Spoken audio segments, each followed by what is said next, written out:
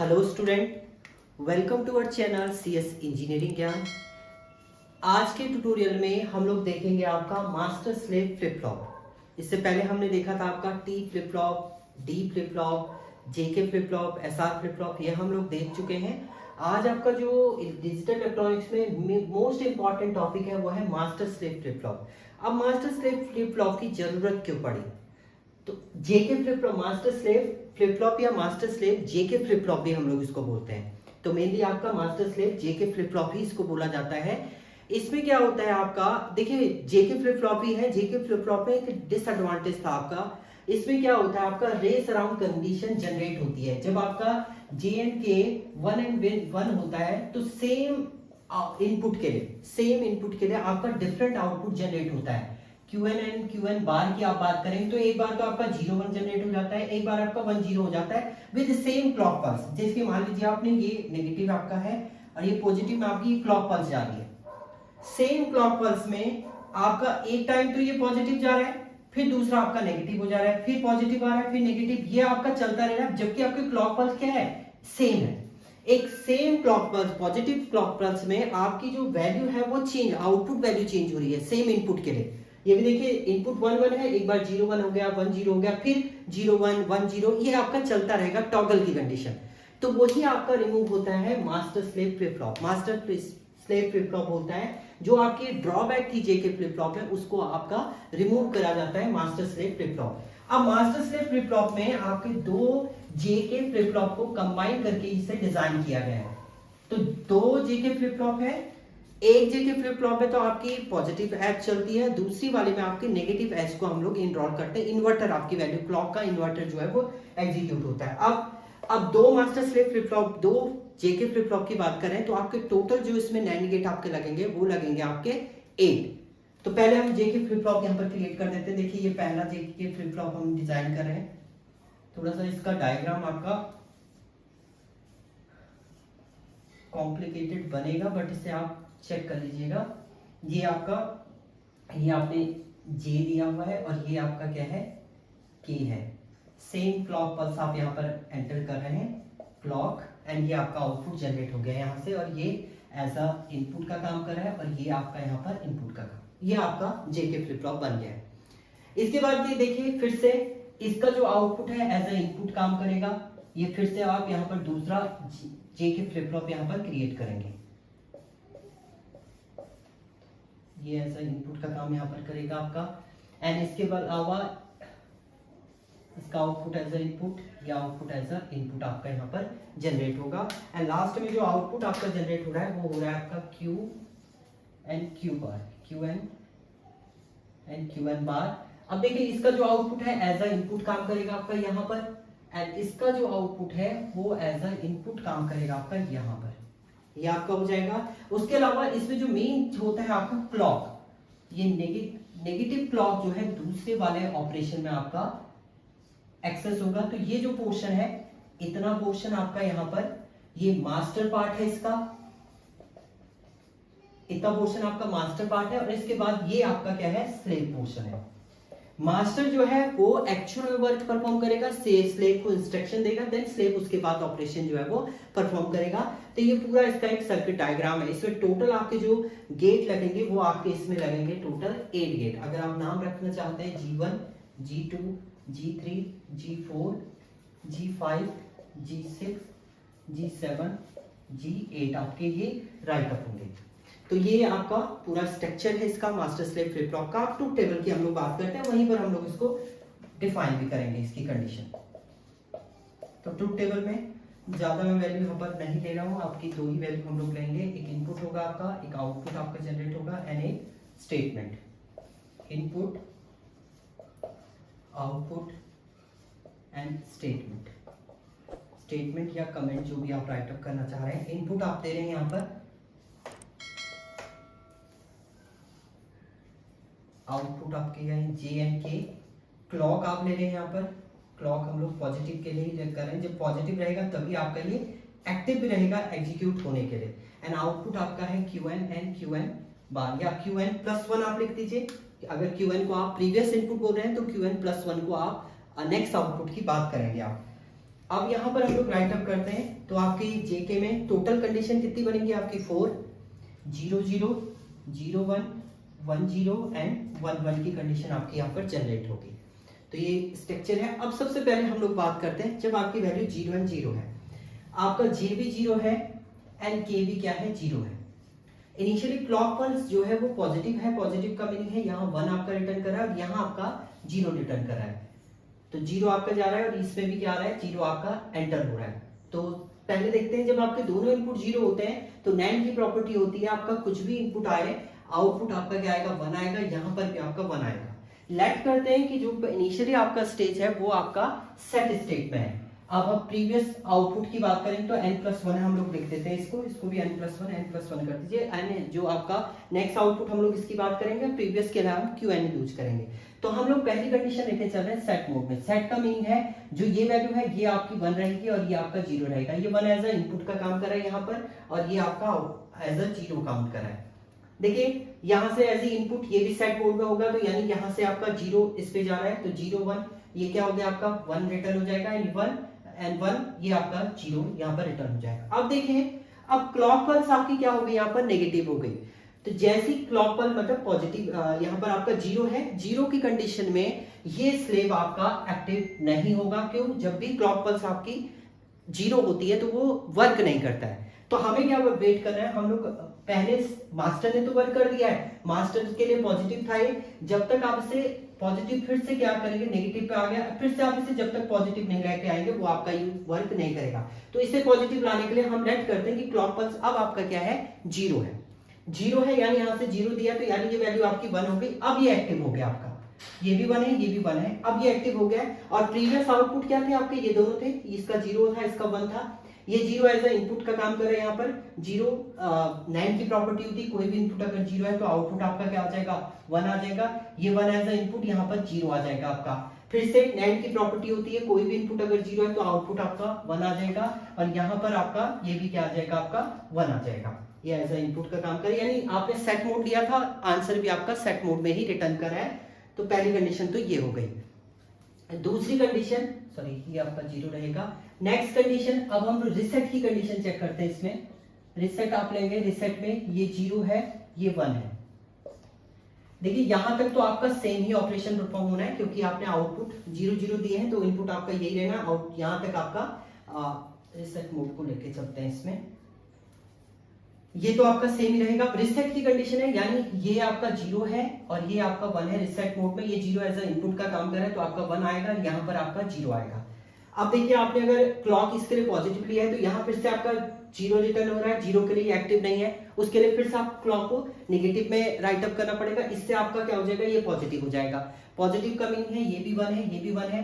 देखिए 0 1 एंड में कोई भी इनपुट अगर 0 होता है तो आउटपुट 1 आता है, दोनों इनपुट अगर 1 है तो ये 0 हो जाएगा। नैंड की प्रॉपर्टी कोई भी इनपुट अगर 0 होता है तो आउटपुट 1, यहाँ भी आउटपुट आपका 0। देखिए रिसेट दिया था आउटपुट भी रिसेट आया, तो पहले केस में आपका जो आउटपुट आ गया वो Qn एंड Qn बार आया, यानी नो चेंज की कंडीशन यहाँ पर जनरेट हो रही है आपकी। ये पहला केस था आपका जब J भी 0 है K भी आपका 0 है। दूसरी कंडीशन लेके चलते हैं। सेकंड केस की हम लोग बात करते हैं जब आपका J 0 है K 1 है। तो सेकंड केस को हम लोग लेके चल रहे हैं, यहाँ पर आपका J 0 है एंड K 1 है। J 0 K 1 लेट करते हैं कि जो आपका सर्किट है वो प्रीवियस जो आउटपुट था वो आपका सेट मोड में था। सेट मोड का मीनिंग है ये आपका 1 होगा और ये आपका 0 होगा। ये 0 एज अ इनपुट का काम कर रहा है, यहाँ पर ये 0 आएगा और ये एज अ आउटपुट इनपुट का काम कर रहा है, यहाँ पर ये 1 आएगा। क्लॉक अभी आपने पॉजिटिव ली है तो 1 है। देखिए यहाँ पर 1 1 1 तो आउटपुट क्या आएगा आपका 0। यहाँ पर आउटपुट आपका क्या आ जाएगा 0 एंड यहाँ पर कोई भी इनपुट 0 हो तो आउटपुट आपका 1 आएगा। ये आपका 0 एंड 1। नैंड की प्रॉपर्टी होती है कोई भी इनपुट अगर 0 है तो आउटपुट आपका क्या आएगा 1। ये 1 एज अ इनपुट का काम करेगा तो यहाँ पर क्या आ जाएगा आपका 0 आ जाएगा। अब देखिए क्लॉक आपने पॉजिटिव ली है तो यहाँ पर आपका 0 एंड 0 होगा। 0 के लिए स्लेव आपका एक्टिव नहीं रहेगा, उसे एक्टिव करने के लिए आपको क्लॉक पल्स को नेगेटिव में राइट अप करना पड़ेगा। नेगेटिव केस में मान लीजिए नेगेटिव में आ गया है तो उस केस में आपका यहाँ पर वैल्यू क्या हो जाएगी 1 एंड 1 हो जाएगी। देखिए नैंड की प्रॉपर्टी कोई भी इनपुट अगर 0 है तो आउटपुट आपका क्या हो जाएगा यहाँ पर 1 एंड यहाँ पर आपका क्या आ जाएगा 0 आ जाएगा। अब देखिए ये 0 है तो कुछ भी आप यहाँ से कुछ भी लेके आए तो आउटपुट आपका क्या आएगा 1 आएगा। 1 एज अ इनपुट का काम कर रहा है, यहाँ पर आपका 0 है। देखिए आपने सेट लिया था बट आपका 0 1 आ गया, यानी अपोजिट वैल्यू ये रिटर्न कर रहा है, यानी रिसेट आपका जनरेट हो रहा है। सेट वाले में क्या आ गया आपका यहाँ पर, देखिए सेट आपने दिया था तो उसमें आपका रिसेट जनरेट हो रहा है। दूसरा रिसेट की कंडीशन चेक करते हैं इसी वे में। अब आपने इसे ले लिया है एज अ रिसेट मोड में, कंप्लीट रिमूव करते हैं हम लोग, ये वैल्यू तो आपकी सेम ही रहेगी एंड इसे रिसेट में ले लेते हैं, तो ये 0 हो जाएगा और ये आपका क्या हो जाएगा 1। ये 1 एज अ इनपुट का काम कर रहा है यहाँ पर और वो 0 एज अ इनपुट का काम कर रहा है यहाँ पर। देखिए इसमें कोई भी इनपुट, NAND की प्रॉपर्टी, कोई भी इनपुट 0 तो आउटपुट 1, कोई भी इनपुट 0 आउटपुट 1। आपने रिसेट मोड लिया है तो यहाँ पर 0 एंड ये 1, ये 0 एज अ इनपुट का काम कर रहा है, जब आपके दोनों 1 है तो आउटपुट 1, ये 1 एज अ इनपुट का काम कर रहा है यहाँ पर 1 एंड ये 0 आपका इनपुट का 1 एंड 1 आपका क्या आ जाएगा यहाँ पर 0, यानी जो आपने रिसेट लिया था वही रिसेट अब यहाँ पर जनरेट हो रहा है। अब क्लॉक पल्स आपने पॉजिटिव लिया है तो अगर इधर पॉजिटिव लेंगे तो इन्वर्टर के थ्रू ये 0 हो गया आपका, 0 0 केस में तो ये वर्क करेगा नहीं, ये आपका एक्टिव नहीं रहेगा, स्लेव अभी एक्टिव नहीं है। जब आप क्या लेंगे फिर से नेगेटिव में आएंगे तो ये एक्टिव हो जाएगा, यानी ये आपका 1 एंड 1 हो जाएगा जब आपका क्लॉक आप नेगेटिव लेंगे। तो आप देखिए 0 है NAND की प्रॉपर्टी, कोई भी इनपुट आप दे दीजिए, यहाँ पर आपका 1 आ जाएगा, ये आपका क्या आ जाएगा 0 आ जाएगा। NAND की प्रॉपर्टी फिर से कोई भी इनपुट 0 तो आउटपुट आपका क्या आएगा 1 एंड यहाँ पर आपका क्या आ जाएगा 0। देखिए रिसेट दिया था, रिसेट ही आपको मिला है, यानी आपने रिसेट दिया था तो भी आपका क्या रिटर्न कर रहा है रिसेट। तो इस केस में जो आउटपुट आपका रिटर्न हो रहा है वो आ रहा है 0 1, जिसे हम लोग क्या बोलते हैं रिसेट मोड। तो ये आपका रिसेट मोड जनरेट होगा 0 1 के केस में। तो नेक्स्ट केस देखते हैं आप, थर्ड वाले केस में आते हैं आप 1 0 का केस।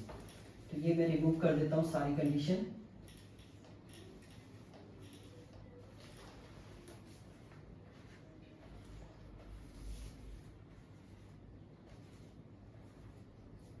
अब आपने क्या किया है, J को 1 लिया है, K आपका 0 है, J 1 है, K 0 है, लेट करके चल रहे हैं यहाँ पर भी आप पहले से सेट मोड में, सेट में ले रहे हैं तो ये 1 एंड ये 0, ये 0 एज अ इनपुट का काम कर रहा है यहाँ पर 0 और वो 1 एज अ इनपुट का काम कर रहा है यहाँ पर 1।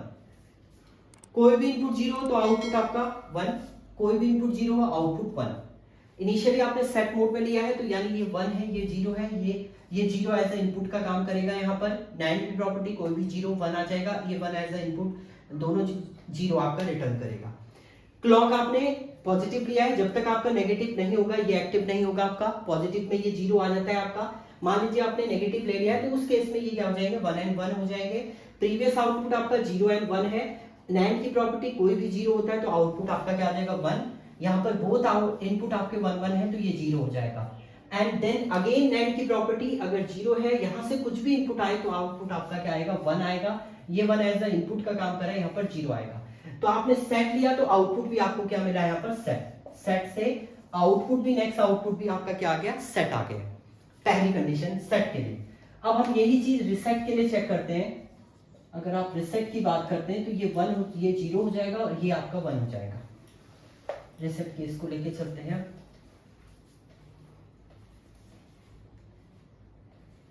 देखिए इसका आउटपुट का काम कर रहा है, ये इनपुट ऐसा 1 और ये 0 आपका यहाँ जाए। इसमें देखिए NAND में कोई भी इनपुट 0 होता है तो 1, यहाँ पर सारे इनपुट 0 है, 1 है तो आपका 0 आ जाएगा।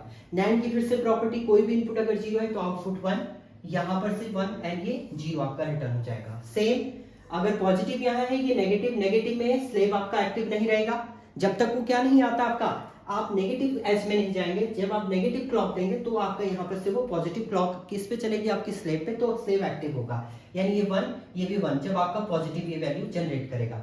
NAND की प्रॉपर्टी कोई भी इनपुट 0 है तो आउटपुट 1 एंड ये दोनों आपके ये 0 हो जाएगा। फिर से NAND की प्रॉपर्टी अगर कोई भी इनपुट अगर आपका 0 होता है तो आउटपुट 1 एंड यहाँ से आपका 1 एज अ इनपुट ये 0 हो जाएगा। देखिए आपने रिसेट दिया बट ये 1 एंड 0 आया, क्या मोड आ गया आपका सेट। आपने जब रिसेट दिया इसको, प्रीवियस आपने रिसेट दिया तो आपका जो नेक्स्ट आउटपुट है वो फिर भी आपका क्या आया सेट मोड ही जनरेट हुआ।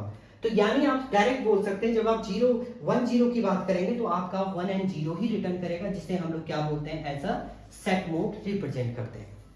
तो ये 2 कंडीशन आपकी हो गई, 3 कंडीशन हो गई। अब थर्ड कंडीशन की बात करते हैं, जो मेन है इसमें वो है टॉगल की कंडीशन। टॉगल की कंडीशन में आपका क्या ये जनरेट करेगा, वही आपका इंपॉर्टेंट पार्ट है इसमें।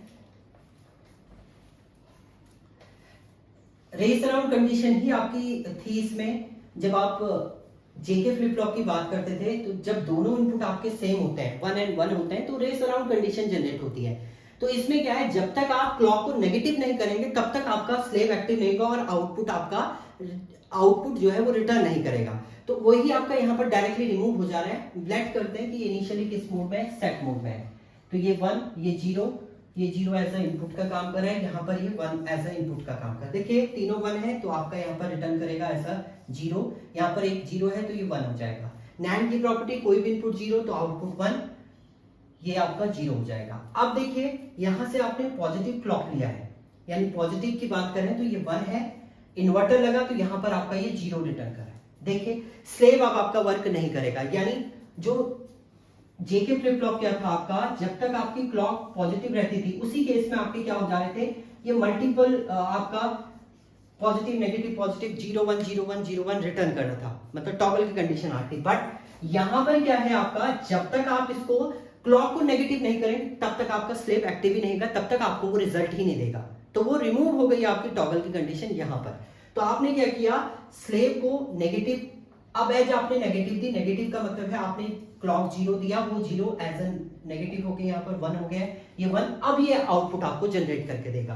तो यानी 0 1 आपने दिया, इसका आउटपुट क्या हो जाएगा, नैंड की प्रॉपर्टी ये 1 ये 0 हो जाएगा। नैंड की फिर से प्रॉपर्टी, अगर कोई भी इनपुट 0 होता है तो 1 एज ये क्या हो जाएगा आपका 0 हो जाएगा। यानी सेट दिया तो आपका 1 दिया था जो 0 रिटर्न हुआ, एंड 0 देंगे तो 1 रिटर्न होगा। ऐसे आप रिसेट केस में करेंगे तो आपका 0 1 अगर आप देते हैं तो 1 0 आपका यहाँ पर रिटर्न होता है, यानी वो आपका इन्वर्टर होता है। यानी टॉगल की कंडीशन आती है, बट टॉगल की कंडीशन तब आएगी जब आप क्या देंगे, क्लॉक पल्स को नेगेटिव देंगे। जबकि जेके फ्लिप फ्लॉप में आपके पॉजिटिव में ही दोनों केस आ जा रहे थे आपके, उसमें आपके टॉगल की कंडीशन भी जनरेट हो जा रही थी। बट इसमें जब तक आप क्लॉक को नेगेटिव नहीं करेंगे तब तक आपका टॉगल की कंडीशन जनरेट नहीं होगी। बट यहाँ पर आपका क्या हो जाता है, ये QN बार हो जाएगा और ये QN हो जाएगा। इसी को हम लोग यहाँ पर टॉगल की कंडीशन जनरेट करेंगे। और ये जो ड्रॉबैक आपकी जेके फ्लिप फ्लॉप में थी वो मास्टर स्लेव ने इसके अकॉर्डिंग आपकी रिमूव करी, क्योंकि आप क्लॉक पल्स को आपने चेंज कर दिया है, तभी आपका स्लेव जो है वर्क कर रहा है। एंड इसमें दूसरी कंडीशन ये होती है, मास्टर आपका एक्टिव रहेगा। मास्टर तब एक्टिव रहेगा जब क्लॉक आपकी पॉजिटिव रहेगी, ऐसी स्लेव भी तभी आपका एक्टिव होगा जब आपकी इसकी क्लॉक जो होगी वो भी 1 होगी, यानी ये भी पॉजिटिव में नहीं जाएगा।